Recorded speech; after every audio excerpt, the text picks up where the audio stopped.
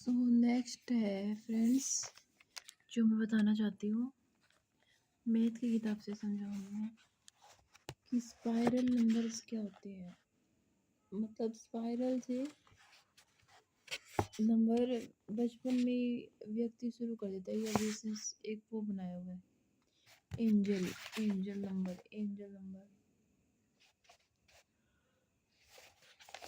तो इधर आ जाओ।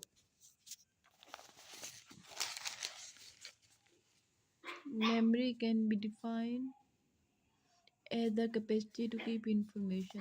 अब इसने क्या कहा है, the process of memory can be divided into 4 aspects. तो ये कह रहा है, पहला एस्पेक्ट है सीखना, उसे रिटेंशन यानी कि उसे जज्ब करना और उसको भूल जाना, और दोबारा से उसको रिट्रीव करना यानी कि दोबारा से उसको याद आना। The first process is called learning. Retention, the loss of information is called forgetting. अभी कह रहा है, अकॉर्डिंग टू साइकोलॉजिस्ट, एक एक्सपेरिमेंट किया था इवान पावलोव ने, और इसने स्टडी किया था कि डॉग फूड इसने लिया था, और उसी टाइम जब भी वह डॉग फूड कुत्तों को देता था, एट द सेम टाइम ही ए बेल रैंग, यानी कि डॉग फूड आने से ही पहले वह एक घंटी को बजाते थे। तो ये निरंतर होने लग गया, ये मेमोरी, कुत्ते की मेमोरी डेवलप हुई है। The sight of food made the dog mouth water, uncondition response because it is not learn. उसको पता नहीं चला कि अभी मैंने खाना कि नहीं। फिर इसने जब रिंगिंग ऑफ बेल, जब बेल इसने रंग करी, तो खाना आने से पहले ही उसका माउथ वाटर कर दिया, और उसने कंडीशन किया कुत्तों की लर्निंग को। और एक वीडियो यूट्यूब में भी है कि वो कहेंगे ईयर, कुत्ते के ईयर से हैं, जो वो एग्स कहेंगे या कहेंगे हम घूमने चले, we went to walk. Internet पे एक वीडियो है, तो कुत्ते को समझ जाएगा कि वो खड़े हो जाते हैं, उनके कान जैसे बैठे होते हैं ना, तो वो कान ऊपर खड़े हो जाते हैं। और मल्टी रिस्पॉन्स लर्निंग है टाइप राइटर से, पहले सीखो अल्फ़ाबेट्स, उसके बाद उसे टाइप करना। 4 type of learning is insight learning.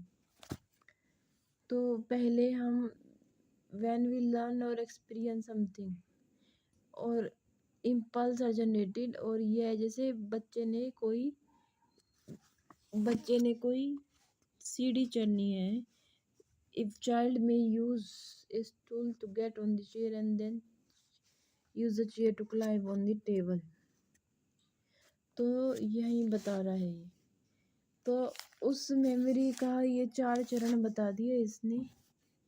Memory, speech, thought, site, hearing and sensory area. इसको मेमोरी को ही इम्प्रूव करने के बहुत सारे तरीके आते होंगे शायद। मैं तो जो वही बताऊंगी जो मुझे पता इस किताब में लिखा हुआ है।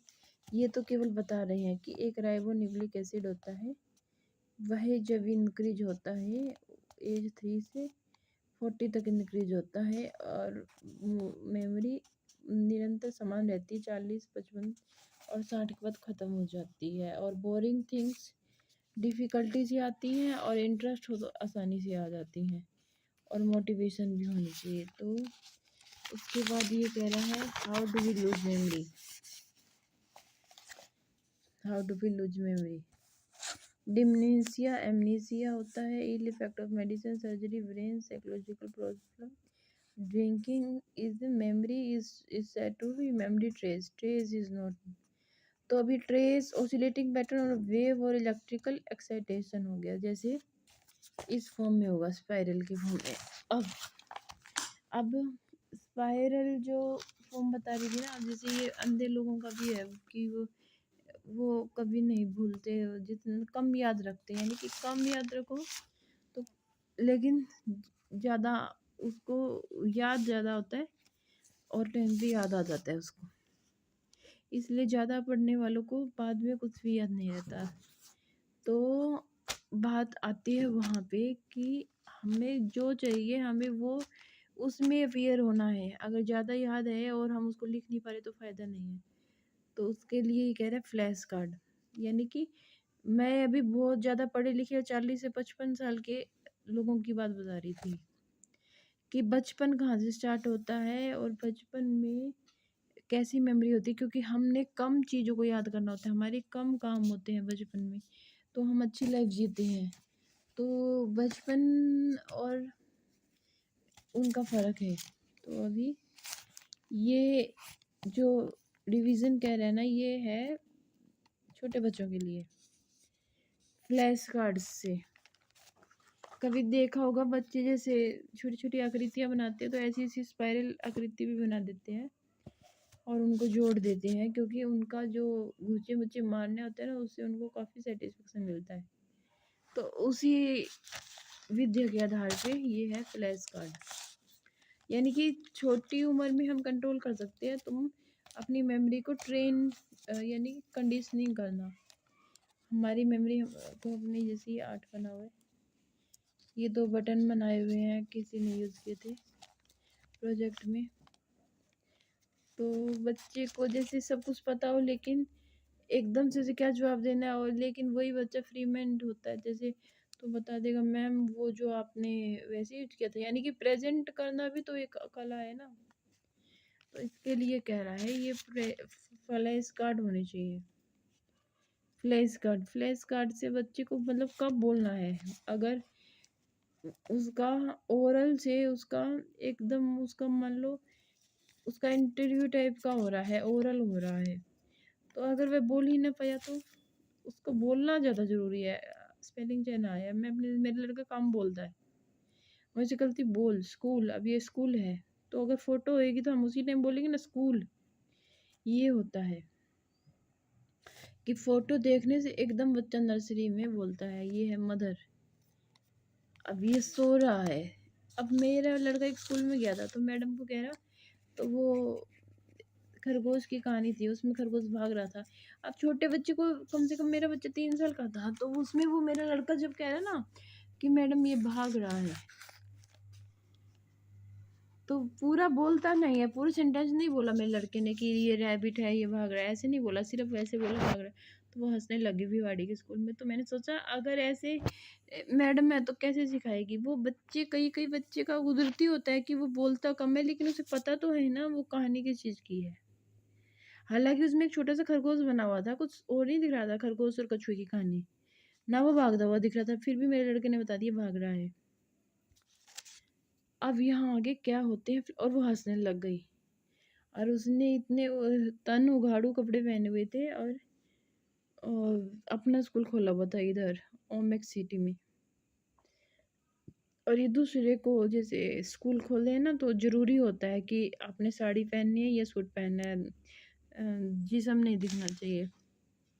उससे भी बच्चे का ध्यान ना डाइवर्ट होता है। अब बात आ रही है इसकी कि जितना हम ये एक वाक्य बोलने में टाइम लगाएंगे जैसे न्यूमेरिकल होगा, उतने में तो अगर कोई न्यूमेरिकल ही सॉल्व कर दे तो हमारे न्यूमेरिकल होते थे, तो हम जैसे ये सोचे भी हम सब्जी में ये बनाएंगे और एक आदमी उसी टाइम बना दे, लेकिन थोड़ी सी कड़वी बनाए, थोड़ी सी नमक वाली बनाए, लेकिन ट्राई तो करना चाहिए। तो उसके लिए होते हैं ये फ्लैश कार्ड, या कि फटाफट ट्राई करो, एग्जीक्यूट करो, जैसे अर्थमेटिक प्रॉब्लम होती है, मैथ काम करता है जैसे वैसे। तो उसके लिए ये है, यहाँ पे ये कह रहा है रिविज़न करें, तो सारे विषयों की अगर रीडिंग कर ली, सारा आपने रेखांकित करी हुई किताब होती है साल के अंत में, तो फ्लैश कार्ड बनाए जा सकते हैं। अब ये फ्लैश कार्ड कैसे होते हैं बड़ी क्लास के लिए तो वही जाने।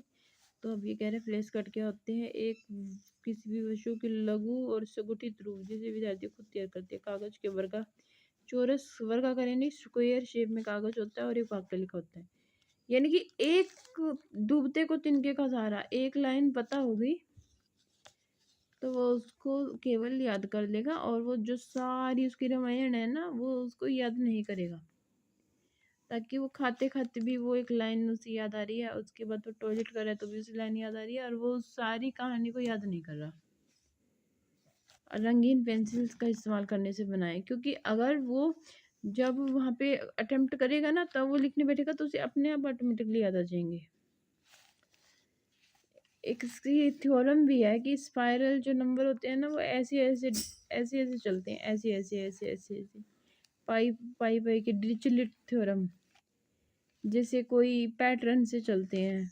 तो इसलिए कार्ड हो तो वो सारे अपने काम कर रहे हैं, कपड़े पहन रहे हैं, स्टूडेंट सारे काम कर रहे हैं, कार्ड को बॉक्स में रखें तो उसको ये पता चल जाएगा। अब ये कह रहे हैं इकोनॉमिक का इस्तेमाल करने की कोशिश करें, पॉइंट्स में लिखे ताकि जगह का इस्तेमाल बेहतर ढंग से हो। कार्ड का आकार बहुत बड़ा ना हो, बड़े अक्षरों में लिखे, बहुत सारे लिखने की कोशिश ना करें। यानी कि जब आपको और काम है, स्टूडेंट सोचता है कि मैंने रोटी भी खानी है, सुबह मैंने जाना है, तो वो काम को वो पढ़ना उसके लिए आसान होता है क्योंकि उसकी हैबिट होगी है। लेकिन ब्रुश करना, सुनिए, ब्रुश करना, नहाना धोना उसको बहुत बड़ी एक आफत लगने लग जाती है। तो उस टाइम के लिए होते हैं कि वो खाली नहीं बैठना चाहता।